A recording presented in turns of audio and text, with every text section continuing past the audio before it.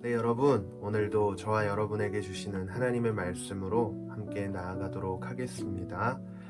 요한의 제자들이 모든 소식을 요한에게 알렸습니다.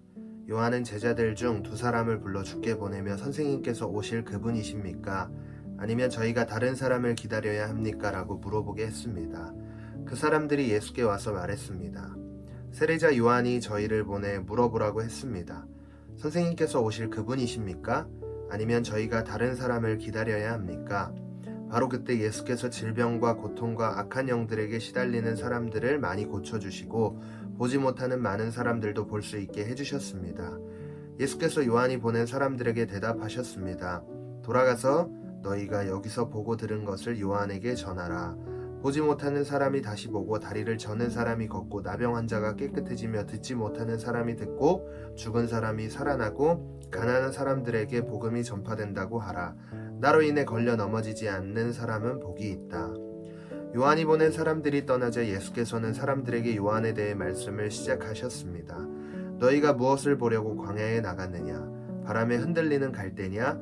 그렇지 않으면 무엇을 보려고 나갔느냐? 좋은 옷을 입은 사람이 있냐? 아니다. 화려한 옷을 입고 사치에 빠져 사는 사람은 왕궁에 있다. 그러면 무엇을 보려고 나갔느냐? 예언자냐? 그렇다. 내가 너희에게 말한다.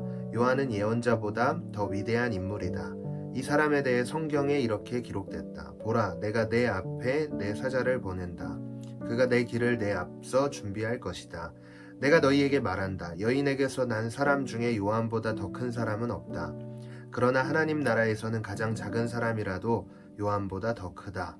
요한의 설교를 들은 사람들과 심지어는 세리들도 요한의 세례를 받았고 하나님이 의로우신 분임을 드러냈습니다. 그러나 바리새파 사람들과 율법 학자들은 요한에게 세례를 받지 않았고 자기들을 향한 하나님의 계획을 물리쳤습니다. 그러니 이 세대 사람들을 무엇에 비교할 수 있을까? 그들은 무엇과 같을까? 그들은 시장에 앉아서 서로 부르며 이렇게 말하는 아이들과 같다. 우리가 너희를 위해 피리를 불어도 너희는 춤추지 않았고 우리가 애곡해도 너희는 울지 않았다. 세례자 요한이 와서 빵도 먹지 않고 포도주도 마시지 않자 너희는 저 사람이 귀신 들렸다라고 하며 인자가 와서 먹고 마시니 너희가 말하기를 보라, 저 사람은 먹보에다 술꾼으로 세리와 죄인의 친구다라고 말한다. 그러나 지혜의 자녀들이 결국 지혜가 옳다는 것을 인증하는 법이다. 네, 묵상하기를 보겠습니다. 때때로 우리의 믿음에 의심이 생길 때가 있습니다.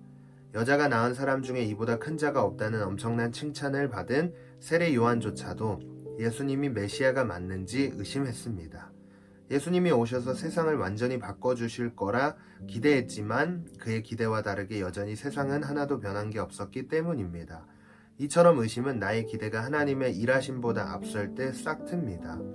그러므로 당장 내 눈에 뚜렷하게 보이지 않아도 이미 말씀을 통해 분명히 나타내신 그분의 뜻을 믿고 기다릴 수 있어야 합니다. 그렇지 않으면 우리는 당시 유대 사람들처럼 복음이 선포되어도 무감각하고 냉소적이고 부정적인 시선으로 주님을 받아들이지 못한 채 복음에서 멀어진 사람들이 되고 맙니다. 아멘.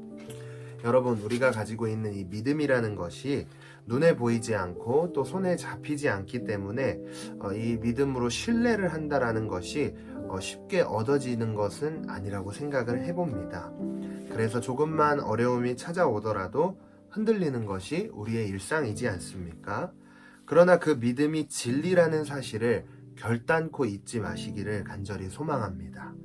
구약을 통해 예언하신 하나님께서 신약에 와서 예수님을 통해 이루셨던 이 계획과 같이 우리의 일생 속에 하나님께서는 우리를 향한 분명한 계획이 있기 때문에 하나님의 때를 따라 이루어 주시는 그 놀라운 계획 속에 우리가 하루하루 살아가고 있다는 사실을 꼭 기억했으면 좋겠습니다.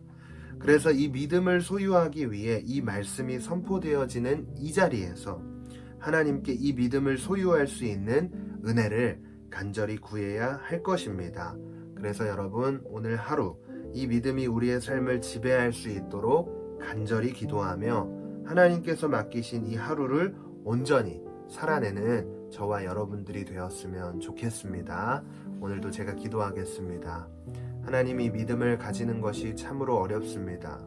어떤 어려움이 찾아오더라도 흔들리지 않는 믿음을 소유하게 하시고 우리 하나님은 완전하시고 우리의 인생을 완전하신 뜻으로 계획하셔서 당신의 때에 맞춰 온전하게 이루시는, 또 완전하게 이루시는 그 하나님의 계획 속에 있음을 매 순간 기억하며 오늘 하루도 살아가길 원하오니, 이것을 굳게 믿고 온전하게 살아갈 수 있는 이 믿음을 우리에게 이 시간 부어주셔서 그 믿음을 가지고 하나님의 말씀을 따라 하나님께서 맡기신 이 하루를 온전하게 살아낼 수 있도록 은혜를 베풀어 주시옵소서. 감사드리며 예수님 이름으로 간절히 기도했습니다. 아멘.